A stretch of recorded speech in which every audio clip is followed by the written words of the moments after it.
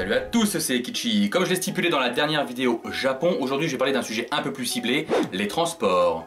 Les transports à Tokyo sont essentiels, comme vous pouvez le deviner facilement, pour une raison toute simple. La grandeur de la ville. L'agglomération de Tokyo, aussi appelée Grand Tokyo, est la mégalopole la plus peuplée du monde et a une superficie totale, en comptant tous les arrondissements, de plus de 2000 m². C'est beaucoup. Et donc pour pouvoir visiter tous ces quartiers et arrondissements, il faut bien évidemment prendre les transports.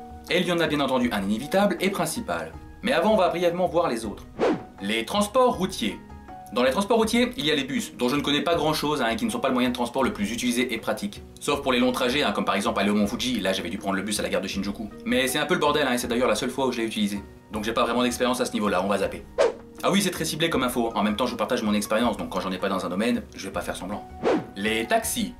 Alors le taxi est un bon moyen de transport d'urgence. Il suffit en général de faire signe à un taxi libre et il s'arrête directement vers vous.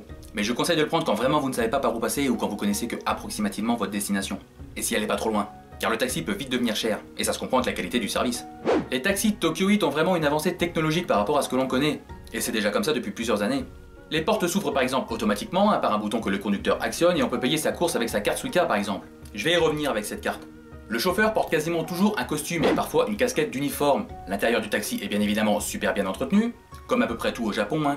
Et pendant votre course, vous pouvez profiter de lecture ou d'informations. Alors comme je l'ai dit, la course peut vite devenir assez chère. Donc privilégiez le taxi si vous avez de lourds bagages, ou si c'est la nuit et qu'il n'y a plus de transport, ou si vous êtes fatigué. Une petite parenthèse sur les Uber à Tokyo. Alors ils sont pas très réputés, ni beaucoup utilisés je pense. Uber a du mal à s'implanter au Japon, ils sont surtout actifs à Tokyo et Osaka, dans les grandes villes quoi. Ils offrent des prestations peut-être un peu plus haut de gamme, et le seul avantage c'est que tu peux réserver en ligne. Je pense que si Uber n'est pas si populaire, c'est que la prestation des taxis reste carrément correcte. Et qu'ils sont quand même bien installés à Tokyo, ça reste le moyen de transport principal. Les pousse-pousse. Alors à défaut d'être un réel moyen de transport, c'est surtout un petit moyen de locomotion touristique. Surtout basé à Asakusa, le quartier traditionnel de Tokyo, les conducteurs peuvent vous faire des petites visites des temples et surtout Senzoji, le plus vieux temple de Tokyo, mais aussi des lieux traditionnels et des endroits un peu reculés tels que le quartier des geishas ou des restaurants connus seulement des habitants. Les conducteurs servent en général de guides et peuvent répondre à toutes vos questions. Et maintenant les moyens de transport qu'on attend tous, parce que c'est surtout d'eux dont je vais parler. Le train et métro. Quand on parle de train à Tokyo, il faut savoir que c'est l'équivalent du RER ou TER chez nous, en beaucoup plus ponctuel et beaucoup plus fréquent. Il y a bien évidemment aussi des gros trains, genre le Shinkansen, l'équivalent du TGV, mais là c'est pour les longues distances. Je vais surtout parler des trains des lignes JR, genre la ligne Yamanote qui fait le tour de Tokyo et passe par les gares principales. Le train va être en général le moyen de transport principal, car on sous-estime toujours les distances à Tokyo. Il faut à peu près 20 minutes de marche pour aller de Shibuya à Harajuku, un quartier emblématique de Shibuya, et 1 heure de marche pour aller à la gare de Shibuya et celle de Shinjuku, et qui sont des arrondissements voisins.